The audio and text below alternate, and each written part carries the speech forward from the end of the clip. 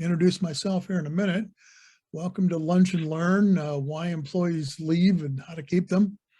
Today, we will be discussing best practices in employee retention. We have, as Andy said a minute ago, we have reserved time at the end for questions. During the session, you're welcome to put something in the chat if something's urgent, and Andy will either answer your question or perhaps share it with the group as necessary. My name is Jim Julius. I've spent 10 years as a management consultant to CEOs and boards of directors, several years as a division leader at Gallup organization, where I was responsible for employee selection testing and retained executive search. I was later a vice president of human resources of a NASDAQ company. And finally, I'm a serial entrepreneur, having founded 7 companies. So employee turnover dominates the news nowadays. You may have heard about the Great Resignation, and in August of 2021, 4.3 million people quit their jobs. With an absolute abundance of jobs, a bustling economy, candidates are more likely to leave jobs that they're not just real crazy about, or they're thinking they can move up to the next level and so forth. People are leaving, and it's not a big risk for them. As everywhere you turn, there's a help wanted sign. Our televisions, where we used to be bombarded with ads to buy products or buy services or whatever the company offers, we're now bombarded with those same companies by wanting us to join as an employee. So turnover is a major problem all across the board in all industries and so forth. So how does turnover, just think about a minute how turnover has affected your company and what your company is doing about it. So we want to look at some statistics here. And first of all, annual turnover rate is 25%. And that's in all industries, all levels and so forth. That's 1/4 of the workforce turns over every year. If you're in the restaurant and hospitality industry, that number is 70%, even greater. So even an entry-level job, the cost of this is the huge impact. It can cost 1/2 to 2 times of employees' salary to replace them. And so even a $15 an hour job can cost $7,000 to $10,000 to find a replacement to that person. And that's not the hidden cost of somebody probably has to do that work while the job's vacant. So everyone in the company gets added work and to try to compensate for a missing person that's hard to recruit for. So recruiting has become a major, vacancies have become a major problem across the board. We're also in the era of labor scarcity. Social scientists have told us for years that we're going to continue to have declining birth rates, that all the baby boomers were going to retire, and the lower immigration numbers leave us with where we're at right now in this continued labor shortage or shortage of applicants. This is, I think, couple months ago statistics, 9.5 million unemployed workers looking for work. Well, there's 9.2 jobs open. So what's the problem? 9.5, 9.2 seems like a good match. Unfortunately, it's really not, because 60% of the employers report that they can't find qualified applicants with the right skills. 30% of employees say their skills don't match available jobs. So it's not really an easy fit for this many open jobs and this many unemployed people. It's not really a good match to just say, hey, this should work together. When you research the unemployed people and ask them, why are you still unemployed? 47% of them report that they haven't heard back from jobs they've applied for. So it continues to be a problem for all employees and job seekers at all levels. All right. In September of 2021, just a couple months ago, over 309,000 female workers left the labor force. most blaming the lack of affordable childcare as the reason. I happen to have inside knowledge of one of the largest preschool organizations in the country with over 500 schools. And here it is, the schools have physical space for new students. What they don't have is teachers. So they're in the same problem. The folks are leaving their jobs because they can't find childcare, and the childcare companies can't solve that problem for them because they can't have the right staffing levels of teacher to student in their companies. So high unemployment turnover is negative impacts all industries, as we're learning. All right, who's leaving? Let's talk about this. Who is actually leaving the most in terms of folks resigning in this great resignation we're going through? Well, here's, and by the way, this is a chart that says people were asked if you strongly agree or somewhat agree you are planning to look for a new job. Boomers, 10% say yes. Gen Xers, 24%. Millennials, 34%. I'm not sure the sum number tells us much, but anyway, what this says is that a third of the millennials are planning to look for a new job. All right, so I was asked in an earlier presentation, okay, what's a millennial? Well, I'm going to go through that. You may already know, but we're going to talk about that for a minute. Gen Z is born in 95 to 2015. Millennials born 1980 to 94. Gen Xers 65 to 79. Baby boomers born in 44 to 64. As you can see, in 1995, the boomers were 49% of the labor force. By 2015, the boomers were only 31%, and the millennials were now 34%. And then projection into 2025 is that millennials will be 42% of the labor force. There are many studies and books and classes and seminars you can go to how to manage each of the generations. And those are good for you to take as a manager, so you know the hot buttons and the right strategies for to manage each of these folks who might be on your team. All right, here's the core of the presentation today: why employees leave. We're going to look at the top 10 reasons. This is a 2021 study by iHire. iHire is not a research organization. However, they did commission this study, and very, very good quality information that we've gleaned from this study. So the number one reason is unsatisfactory pay, where we find 15.8%. Just as an aside, if job changers who take a new job really often end up with a salary increase of 15%. So that's basically what we're looking at. But unsatisfactory pay remains the number one reason people seek a new position. Stress or unmanageable workload, okay, 11.7%. Few growth and advancement opportunities. We're going to go into this one a little more in a little more in a couple slides here, but people want to grow and have advancement opportunities. Employers' values not aligning with our own. Interest in a different industry or a career changer, career path changer. Poor work-family balance, work-life balance. I think a lot of people got used to the pandemic where many of these jobs we found out can be done at home. So some of them liked it, some of them didn't. So some of them are happy to get back to an office, and some of them are more than happy to continue to work at home and remotely. Unsatisfactory benefits, lack of employer recognition, and concerns about general health and safety, COVID type questions and challenges. All right, so those are the top 10. We're going to probably drill down on a little bit more here. Oh, I'm sorry, no options for remote work.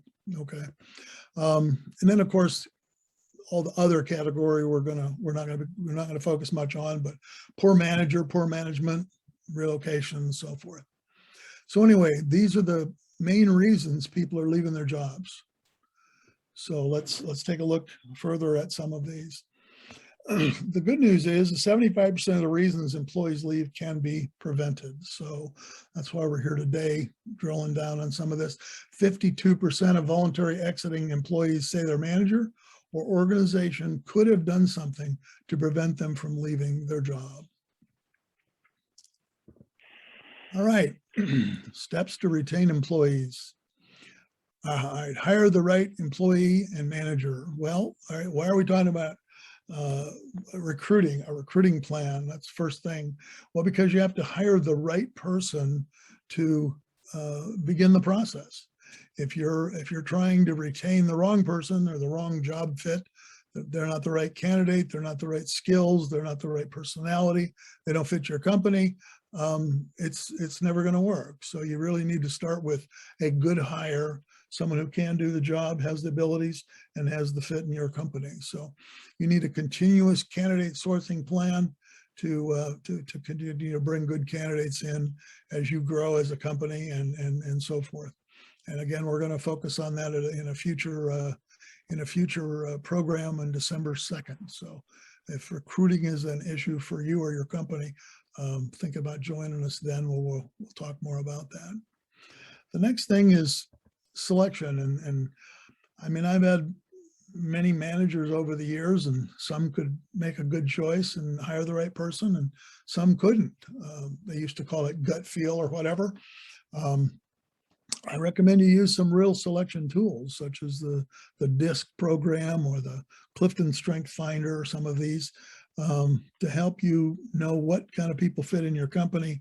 And when you bring on a new person, make sure that they're in line with that fit of your company. All right. Next, you got to have a good manager. And the whole point here is that a manager is the key. There's the key to the whole process. Hire great managers. This is Jim Clifton, a CEO of Gallup, CEO and chairman of Gallup currently. I think I told you earlier I work for Gallup.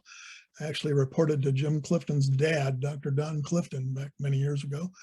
Anyway, Jim Clifton says it's the manager, period. Leaders everywhere have a tendency to name the wrong person manager and then train them on administrative duties. Not how to maximize human potential. Nothing works in the absence of great managers. Okay. All right.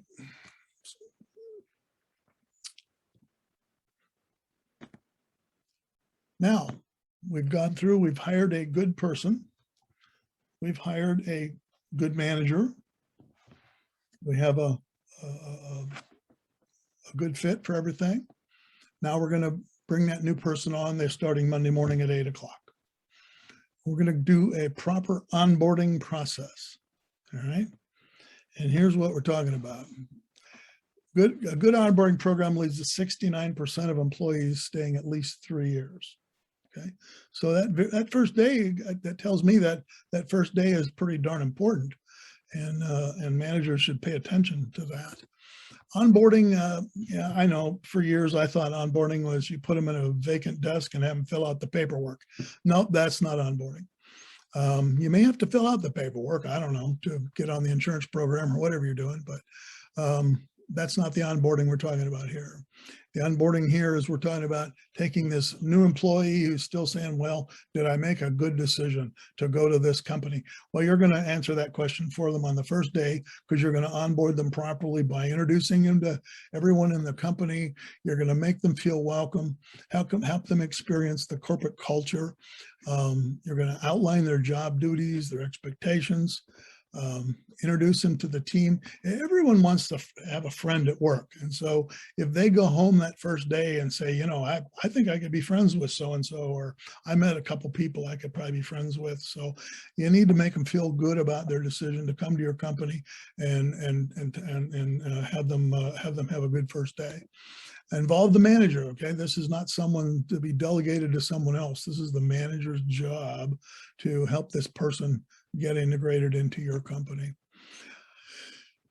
I've gone to companies in that first day. Oh yeah, here you are. Well, they don't have your computer sign on ready. They don't have your door pass key ready. I mean, this does not send the message you want to send to this new employee that hey, we're glad you're here. So have their stuff ready, have it ready to go, have their office ready, whatever there is, their workspace that they're going to do, and so forth.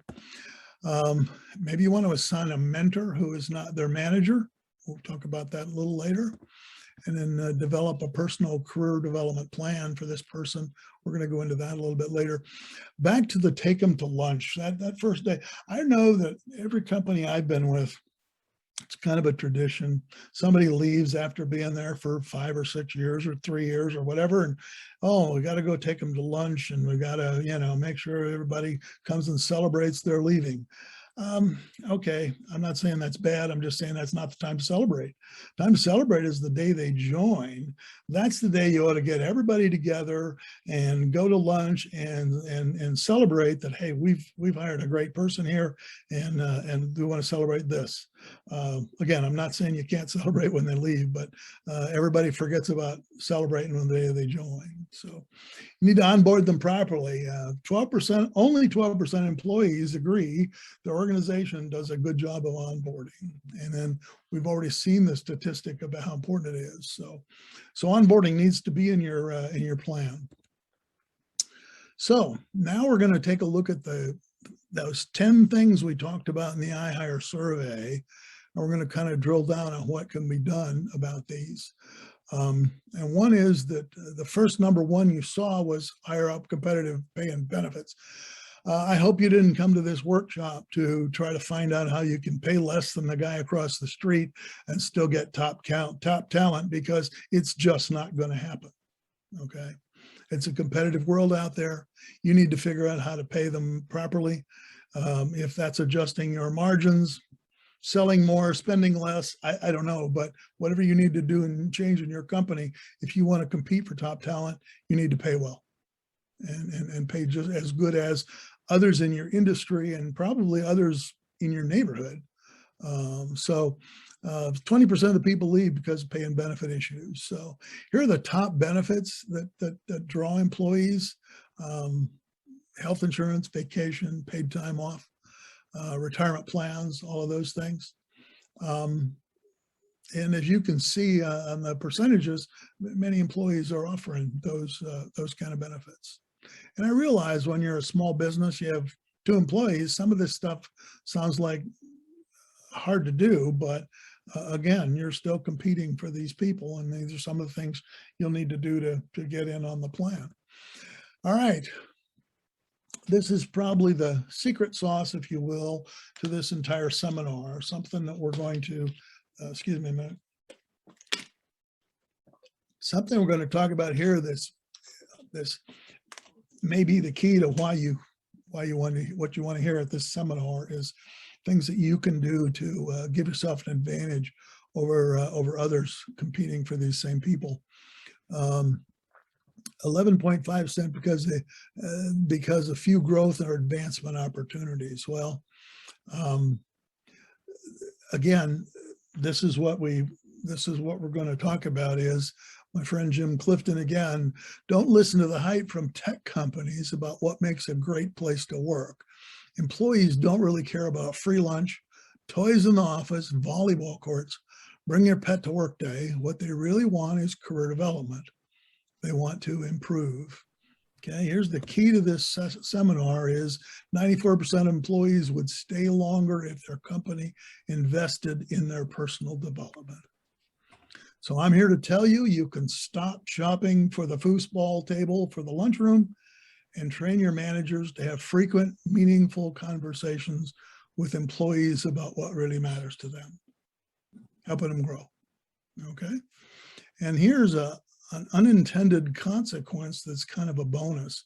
When you actually create this awesome corporate culture where you're helping people grow and helping people enjoy their time with you, well, they start telling their friends, their relatives, the people at church, whoever, they're telling everybody. And pretty soon that job where you have to source candidates gets easier because all their friends are coming to your lobby to want to work at your company because of the awesome corporate culture you have.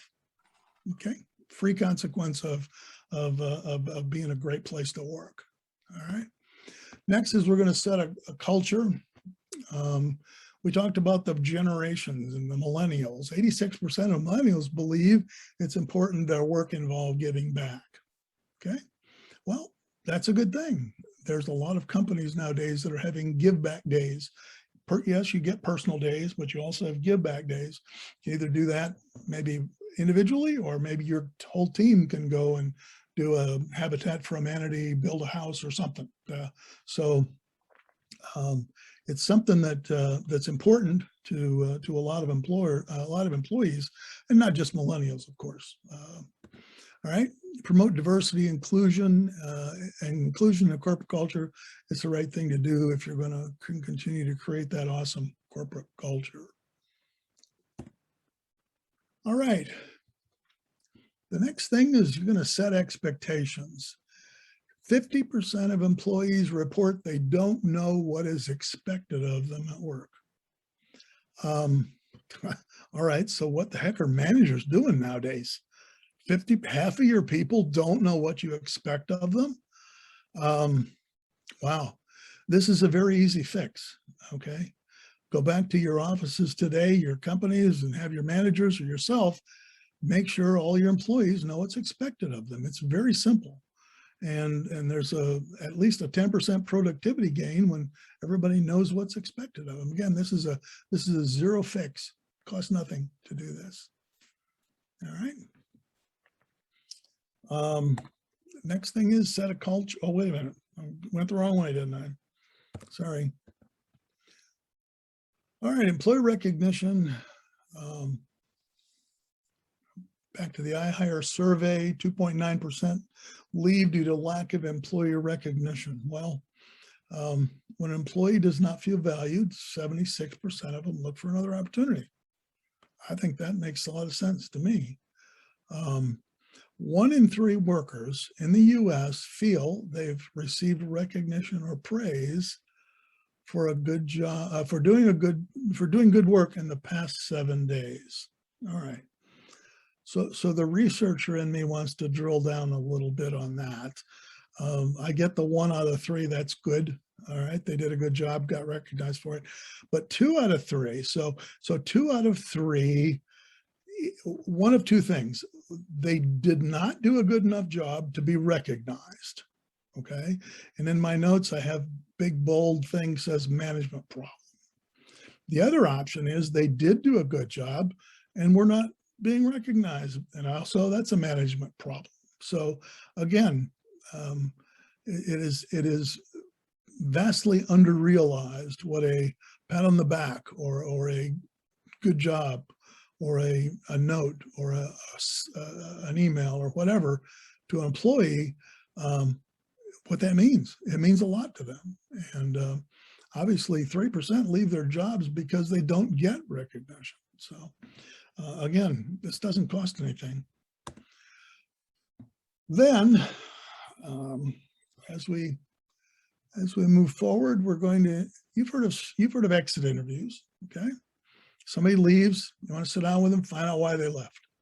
Well, we're going to do that exit interview, only we're going to do it every 6 months before they leave, while they're still with you. And I would say that we would want to have these every 6 months. This is the manager's job. If your company is big enough to have an HR department, this is not HR's job. This is the manager's job. Turn off your cell phone, turn off your computer, sit down, have a meaningful conversation with your employee. Want to find out why they chose to work here. You want to find out what you could do to improve. How could you make their job easier? Most importantly, though, you want to find out, are their long-term goals being met, and how can you help them grow and develop? Remember, that's why they're staying with you, because you've helped them find a quality work environment and are helping you stay. All right. So summary, we want to hire the right person. That's the key. Going to give them a good manager. onboard them properly, offer them competitive pay and benefits. You're going to help them grow. You're going to set the culture, set expectations, employer recognition, and stay interviews. If you've done all this, you've created an awesome corporate environment. People are going to want to work for you, and your recruiting job is going to be easy. Okay.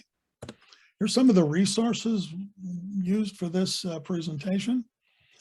I won't bore you with sitting and looking at this, but we're now ready to ask to go with questions. Thank you for attending.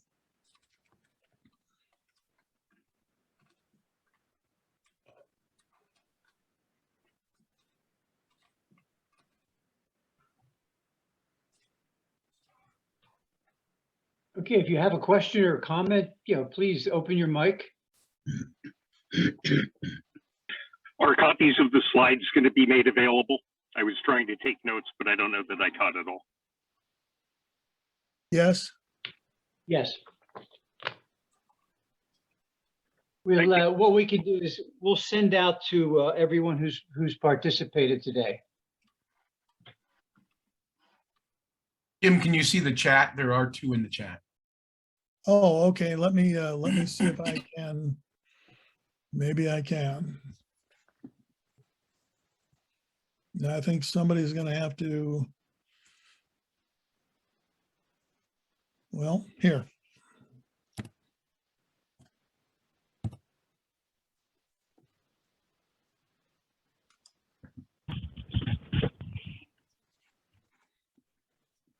Yeah, I can't. Do you have the chat? I can't get to the chat for some reason. Okay, well, let me. I'll rephrase. Oh, here I can. Here I can. All right. All right. Here we go. Do I have any book recommendations? Yeah. I'll give you a book recommendation on part of on the hiring part and the type of employees and so forth. Jim Clifton at Gallup has a book, and it's about hiring a good manager and being more of a coach than that old comment about being a boss. I'm told it's not well written, but the content's there, so I would recommend the book by Jim Clifton. Any work by Gallup organization is I think good stuff in terms of how to get the right people together to have a successful company. All right, Joseph, I have is, why are people not coming back to work despite lots of job openings?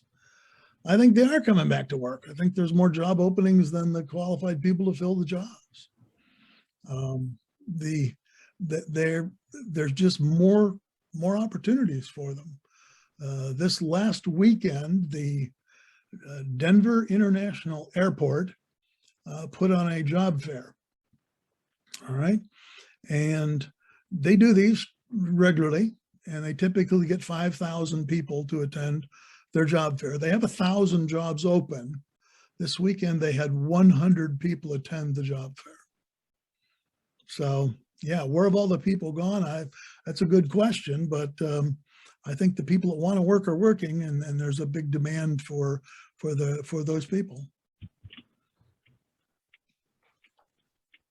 Any other questions? Did I miss one? Oh, okay. Jim, this is Lou. What would be the magic bullet? What would be the thing that we can recommend to employers that if they had to change one thing tomorrow morning, they walk in doing something different to at least, help them get the culture to be caught up with what they're trying to do? Is there a magic bullet? Yeah, help develop their people, help them grow. People want to get better. That's why they stay. I think that's important. Thank you.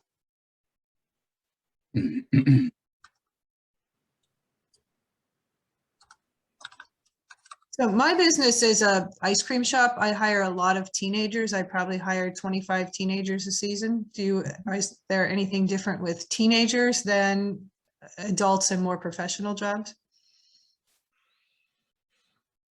Um, I don't know. I haven't worked with that population, but I guess you're not going to help them grow to be the CEO of the ice cream shop, but probably just the traditional treat them well and meet their needs on the job, whatever if they came for whatever reason they came there, make sure they're getting it.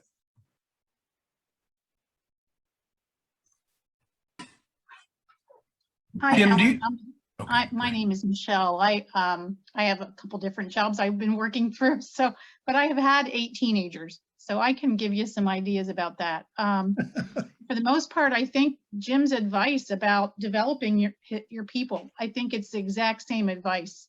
A teenager these days is looking for someone they can look up to, someone that invests in them as a person, especially in so many single parent homes. So I'm just speaking from experience. I have, like I said, 8 children. All of them are hardworking, but part of it's because I think the people that they worked under were always willing to speak into their lives. So, you know, just encouraging them to keep going is huge these days.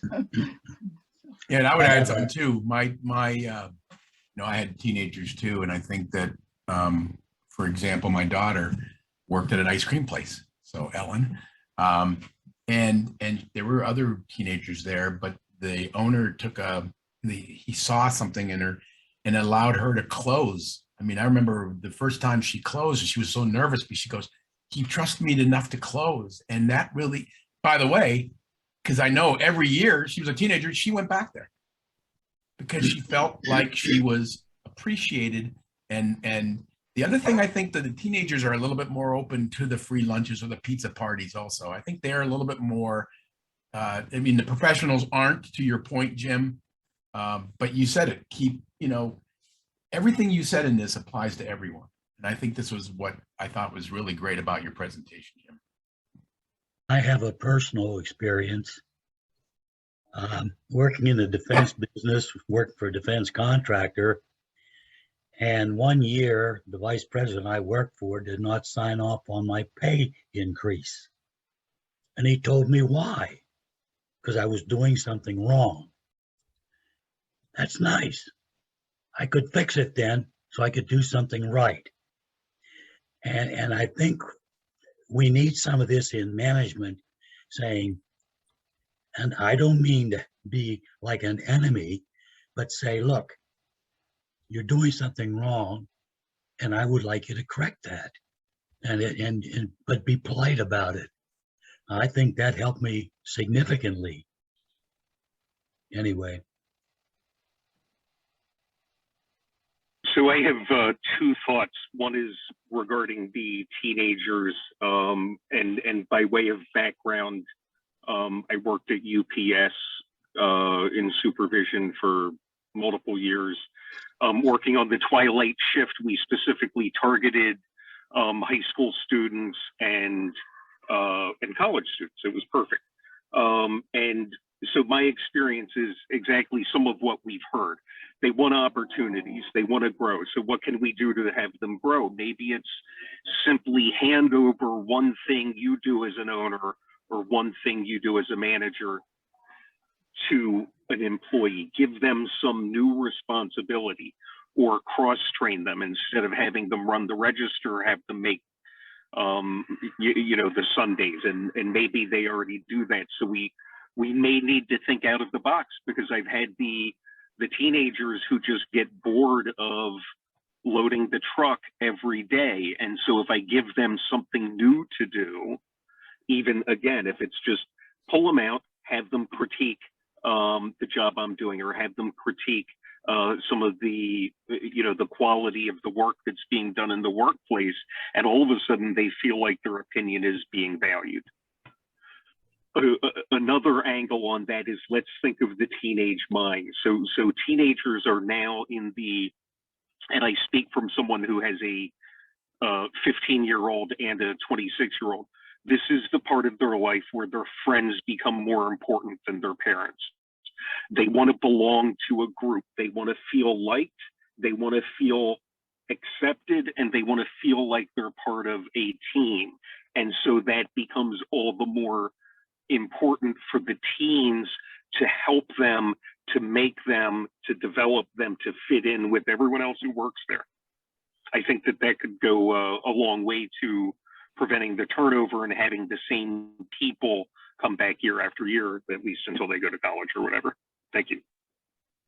So you're saying maybe have some team development exercises, fun things to do that could develop them as a team, even within the job itself.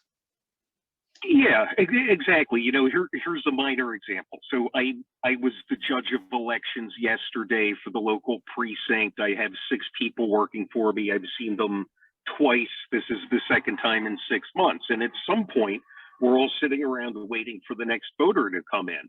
And I said, okay, we've had every voter write down their name. So let's lay them all out and let's vote on who has the neatest handwriting.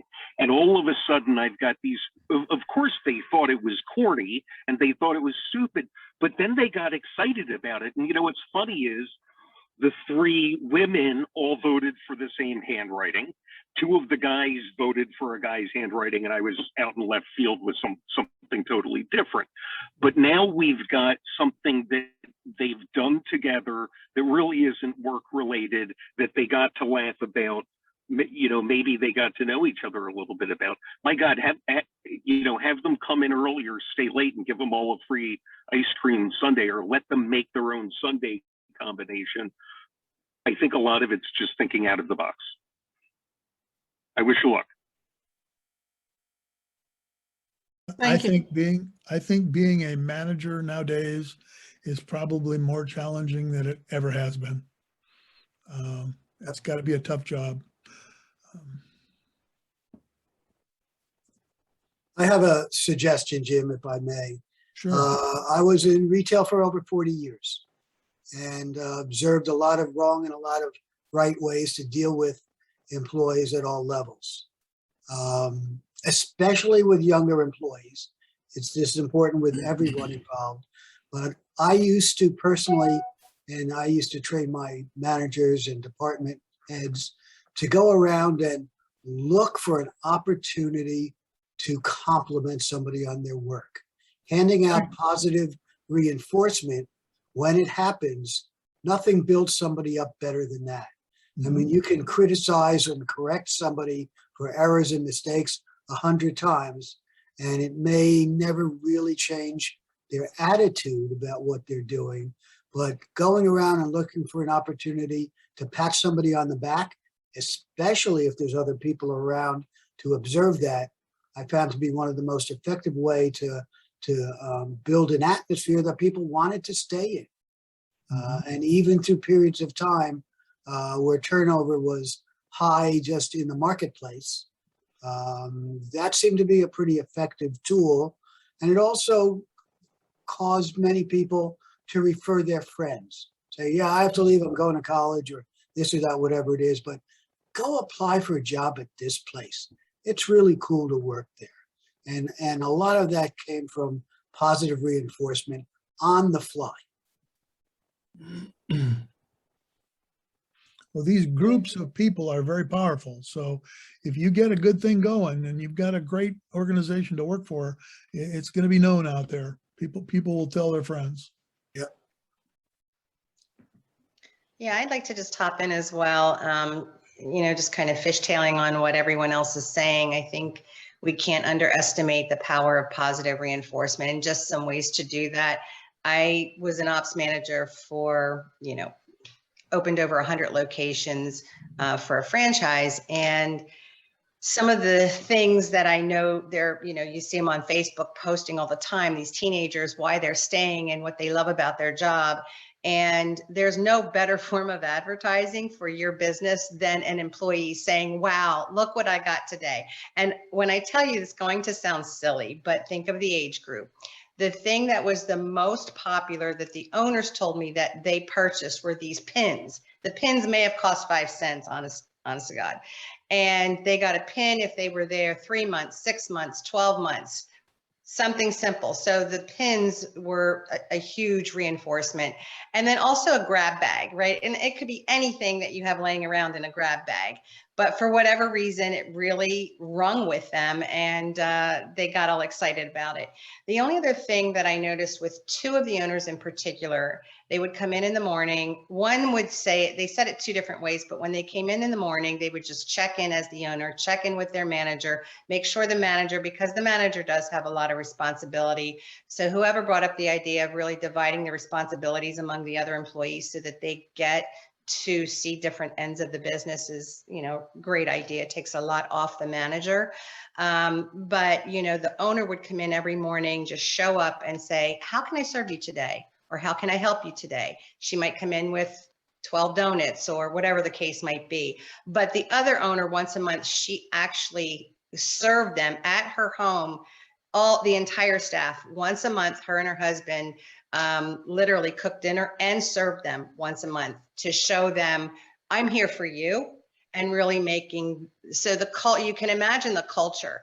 And then the Facebook post, people once again on, Facebook, Twitter, LinkedIn, they're posting pictures of where they work as teenagers. And what better thing could you possibly say, right?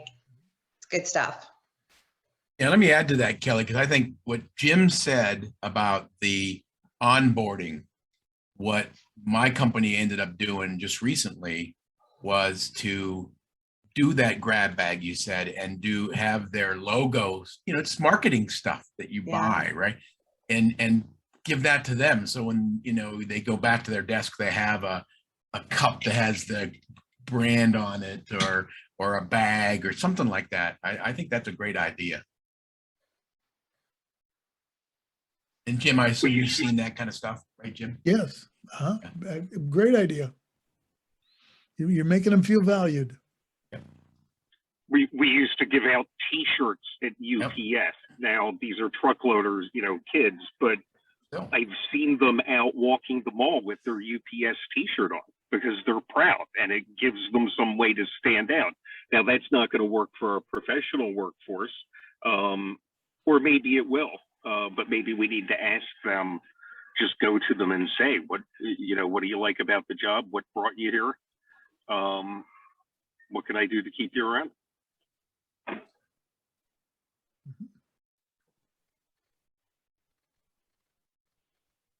Very good comments. Thank you.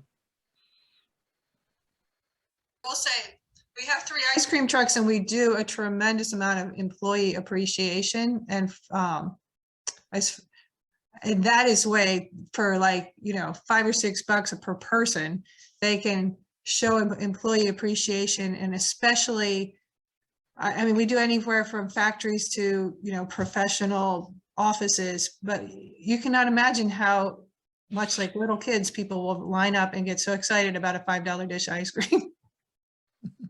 I get excited about dish ice cream. Me too. Another thing though that I think that business owners that have to think about this, when you're like, I'll give you an example. I went to the First Post after the pandemic. I mean, we're still in the pandemic, but I went to the First Post a couple weeks ago. The same server that I remember from 3, 4, 5 years ago is still there.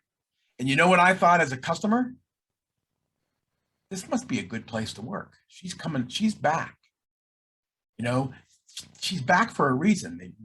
They must take care of them, and makes me want to go back there. So this, if it's not only about your company, and it's about how you are perceived by customers, I think. So just something to think about. You made me, you clicked that in my brain, Jim. Mm-hmm. I agree with you. My daughter is 18 and working in a restaurant, local restaurant here. And she just took the job because I told her she had to work. But she fell in love with this restaurant. She had we went to dinner, another restaurant. They said, hey, we're hiring. Can you come back for an interview? She went to a second restaurant for an interview, worked there one day and realized, even though they paid better and it was a way more active restaurant, she liked the atmosphere in the first one better. So she went back. Yep. So it totally blew me away that she'd probably make more in the other one, but she did not like the pressure of the back end staff and the manager there. She did not like how they pressured her in that restaurant. So she said, I don't want to go back there. Now we like going there to eat, but she does not want to work there. So it's a lot about atmosphere, and the manager where she works right now is very, very positive. The staff all enjoy their work. So, you know, you're right on. Hi, Jim. Jerry Schaefer here. First of all, I thought it was a very good presentation. I really enjoyed your presentation. Thank you. And it was very nice, and everything was right on the money. I just from personal experience, you know, with I'm going to give you my 4 mechanics that work for me. They've been with me anywhere from 17 to 20 years. They just hang around. Congratulations. And you know, over the years, you know, maybe 5-6 years ago, I just popped the question to them. I said, how come you guys hang around? You know, you can get jobs anywhere you want. You've all been to dealerships. You've all done all these things. And I said, how come you guys hang around? And their answer was, because we don't want to put up with their crap. You know what I mean? So it's a matter of culture and stuff like that. But it's everything that you covered that goes down to. Unfortunately, all this is brought to light right now because because for obvious reasons, you know, we have a lot of problems with well, some companies have a lot of companies do have a lot of problems with turnover, but it has made that problem come to the surface very fast. Whereas before you could get away with a lot of things, a lot of companies got away with a lot of things. They just get somebody else. They didn't care. But even after this is over, you know, that culture that you've shown here, and that the good companies where people stay are practicing, you know, they have to keep continuing that.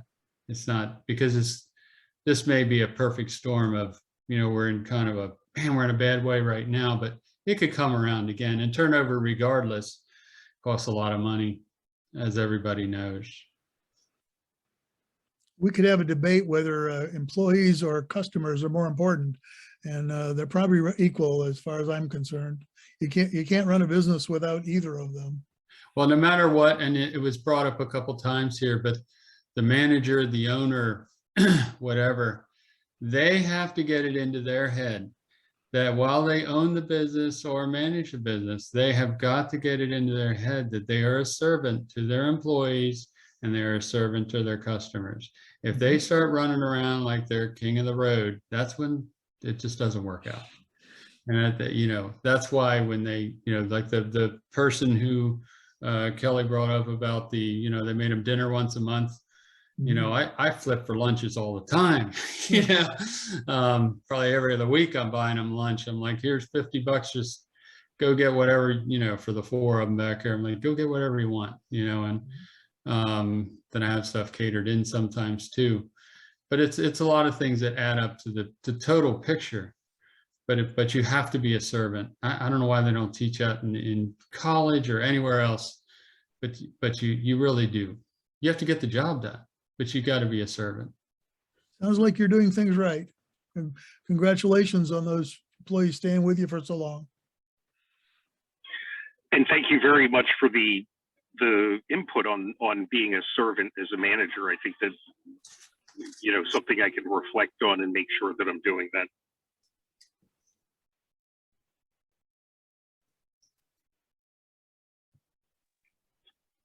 I have a need, and I don't know if anyone in the group can make a recommendation. So I work in a professional office. I want to hire an administrative assistant secretary who is bilingual, who speaks Spanish and English. And I don't know if there's a readily available resource in the York area to locate such potential employee.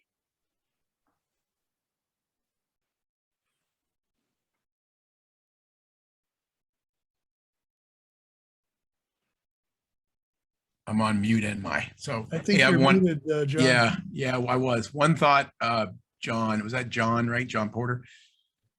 And other people jump in. Yes. I know you can always go to a staffing house, but if you want to do it without that, YCEA, Suli Pinos, she may be able to help you. She's, she speaks Spanish. I'm sure she has people that are looking for jobs. I'm sure she'd be open to help you. Just to let you know. YCEA.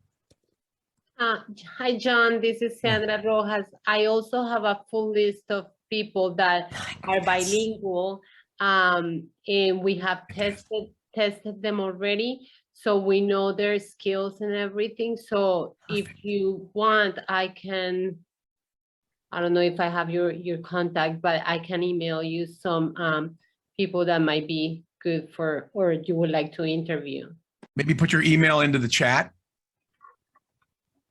If John, if you're willing to, or Sandra, if you're willing to. Yeah, let me do that. I appreciate the input. Yeah, Sandra, that's great. Let me make sure I can master the chat first. And Sandra, another thing is we're looking at Susquehanna SCORE. We're looking at interpreters sometimes for different mentors. So if you want to put if you're willing to do that, if not, I'm going to put my email in. Just email me your contact information, and we'll get in touch with you. Perfect. Thank you. Yeah. No, thank you. Put my email in the chat.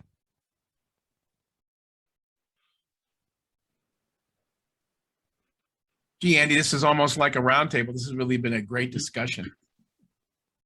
I just want to add one thing. Everybody might have thought my comment had a negative connotation. It didn't. What I tried to get across was this vice president, who I might have seen twice a year, knew I was doing something wrong, but there was no interface.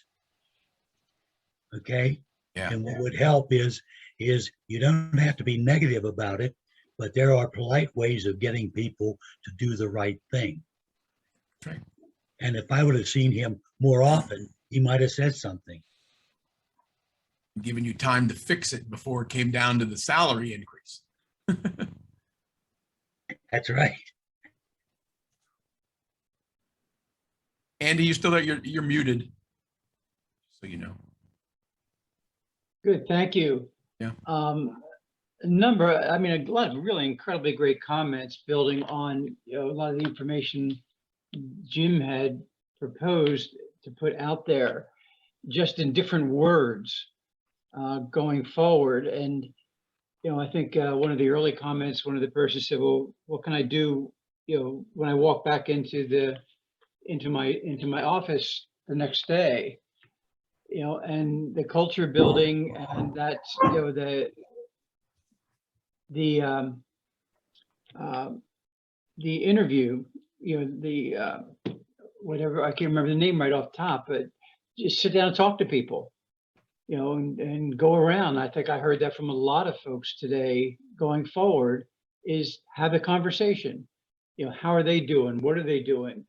What can you do to help them? The servant leadership point of view. Your role isn't to boss them, it's to help them help your customer.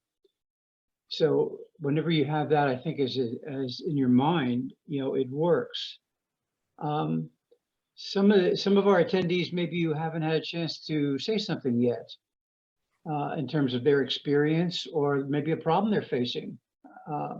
Please share. This is open, and we're here to help one another.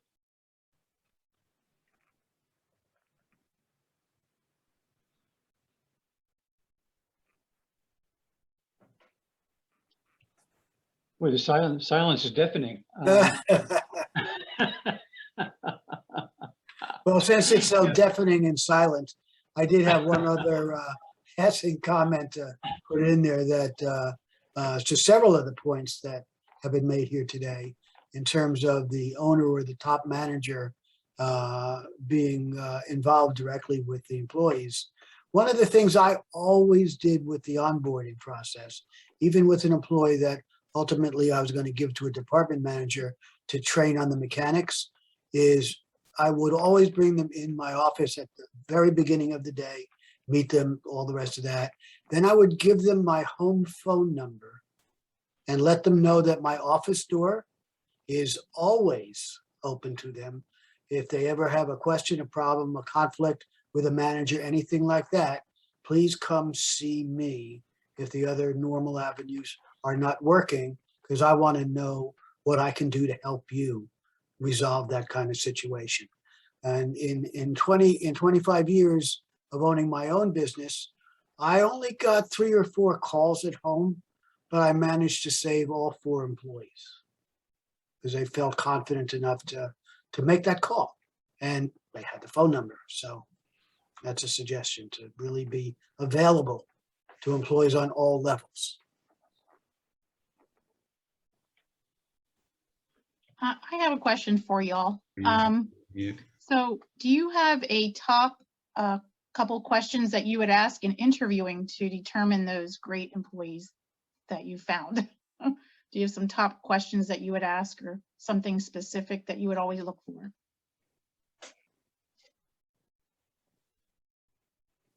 Well, I'm not in personnel, but one of the things where when I worked for a couple of different companies, one of the first things that I was asked when I joined the company was, what are my expectations?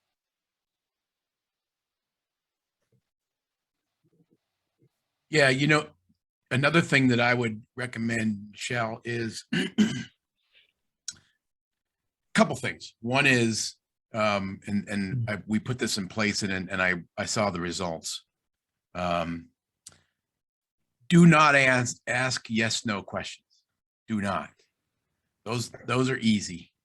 I would suggest, you know, for each job, it's different, but you know, one of the things, and by the way, well, I won't say that, but I just went through an interview process already with something, and they did these same questions. All right, tell me how you handled a specific situation.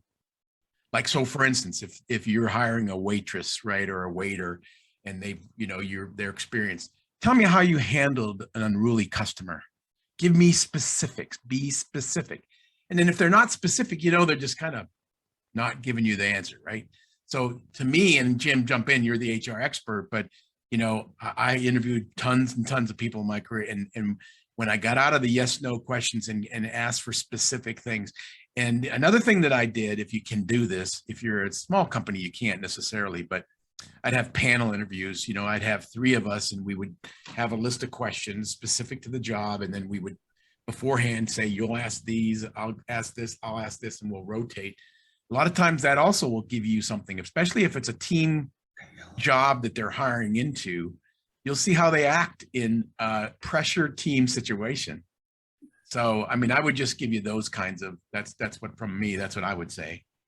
Yeah, I agree with the open-ended questions. You want to get, you're not going to learn anything with a yes/no question. So open-ended questions. And I also agree with a panel, kind of an interview format, because as I said, part of the presentation was there are people who make good hiring decisions just based on sitting across the table from somebody. And there are people who don't do very good at making good decisions, hiring the right person. So if you got a group, your odds are better that someone in that group's going to say, I don't think they fit here, or I do think they fit here. So yeah, I'd go that way. Thank you. Thank you all. One other thing I do with, you know, I obviously only have 7 employees, so this is kind of easy. But I bring them in for a meeting at least once a month, all of them, regardless of whatever they do.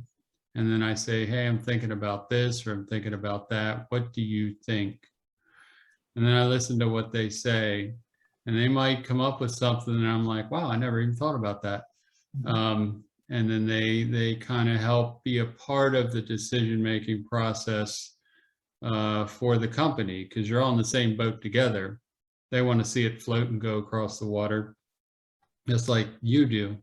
But sometimes they see things that you don't, and then they feel like, wow, I'm really part of this. I'm not just, you know, some piece of equipment. like some, people get treated to move a box from here to there. So that works well for me. I don't know how it would work at a big company, but little companies, that seems to have worked very well over the years. I think it work in any department, involving the people in the decision-making as you can. Especially those that want to develop and become managers. They have to think differently than being an employee, as we know. So exposing to some of the decision-making of the next level, I think never hurts any employee, even if they don't plan to grow on their own. So.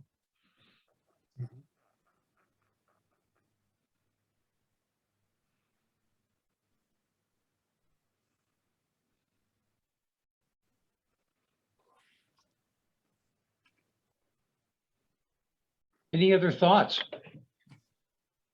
Hello, my name is Eileen. I'm a property manager, and I believe I have eaten your ice cream. But our company has put together, we are in search of having really hard trouble with maintenance, finding maintenance that wants to stay. So they actually put these business cards together for us. So if we are out and about, we keep them with us. And if we get service from somebody, we can actually fill out the card and hand it to them. It just says we're hiring. And it's just basically, if you see somebody and you like what they're doing, customer service wise, or, whatever the case may be, we can try to recruit that way. Has that worked for you? We have not had as much trouble here in Pennsylvania with finding employees, but the bulk of our properties are in the Baltimore area, and they have struggled tremendously down there. So I know personally, I have a fabulous staff, so I have not had to use them, but I know that they do use them quite a bit down in Maryland. Well, as Kelly and I will talk about in the recruiting seminar, always your best source of candidates are your current employees. So your happy current employees are often a good source to bring on the next person. So we'll talk about that later in the next session. Okay, thank you. I'm curious to ask if anyone has remote employees and how they see these techniques working with remote employees.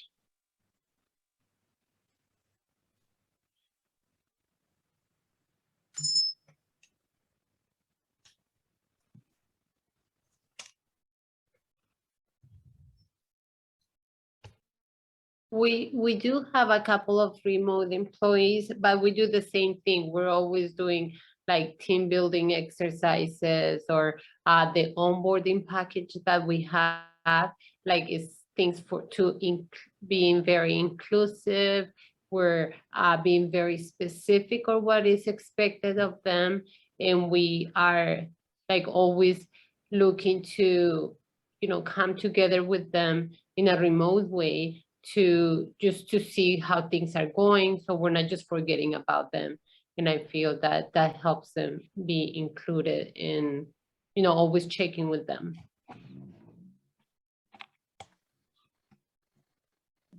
Very good, thank you. Any other thoughts on in so many businesses today, either partial or full, and also a lot of people are not coming back to their jobs because they like the remote, the control that it gives them, maybe with their family situation, or even, personally, if some reason, they just like to work alone. Yeah, I think it just depends on the employee. I've, had remote staffs for years, way before the pandemic. And as long as they're doing their job, they're happy, they're content, we're good to go, right? So there are people that I think just need more feedback. So it wouldn't matter if they were remote or if you were in person. You know who those people are. It really doesn't matter where their physical location is. It's, I think, probably just more a matter of making sure that you are touching base with them, even if it's virtually, to meet their needs. So I think the more working from home was going to happen anyway. I think COVID just really sped it up and made it happen a lot faster. And where we're just not for me, but for those companies that do it, they just weren't prepared for that change so fast. There's no question there, Jerry. I can tell you that because my last job before I retired, we were busting at our seams. We needed another building. This was in end of 2018. It took me 2 years. Actually, it was 2017. It took me 2 years, and we finally got a building in 2019 before the pandemic. But we were trying to get people to move to that hybrid or remote work. Went to the finance director. Finance director said, no, my guys and gals got to work here. They got to work here. Well, guess what? Yeah. COVID happens. They're all working from home and no one has to come in. They're all connected with their computers. It's accounting. Come on. And I honestly think that we're in the depth of the hiring mess, whatever you want to call it. I think we're in the depth of it right now, and we're going to start pulling out. I see, housing is starting to like cool a little bit. I see lumber came back down a good bit. I see there's a few more cars on new car dealers lots, not many, but a few. So I could see this boat turning just a little bit in the right direction. So maybe by next spring, summer, things might be a little better. Let's hope.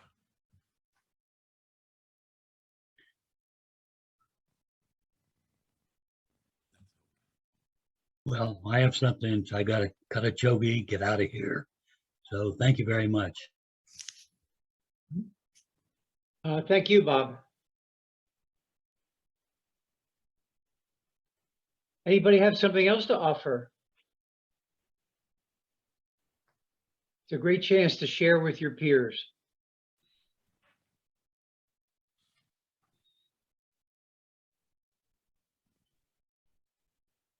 If not, Jim, anything you'd like to say to wrap it up, maybe and summarize between what we've heard in our conversation, and the information in your presentation? I think we had some good follow-up conversation there, and heard from a lot of people about what's going on in their businesses and how they're handling things, and so I'm encouraged by some of the companies that we're working with here, and look forward to the getting more in depth in the recruiting part of things here in the future. So think about putting that on your calendar here in the future. Other than that, appreciate everyone attending, and hope you got what you came for. Thank you. It was wonderful. Thank you. Thanks, Jim. thanks, Jim. Thanks, Jim. Great job. Thanks, Andy. Okay, Great everybody rest of have your a day. great day.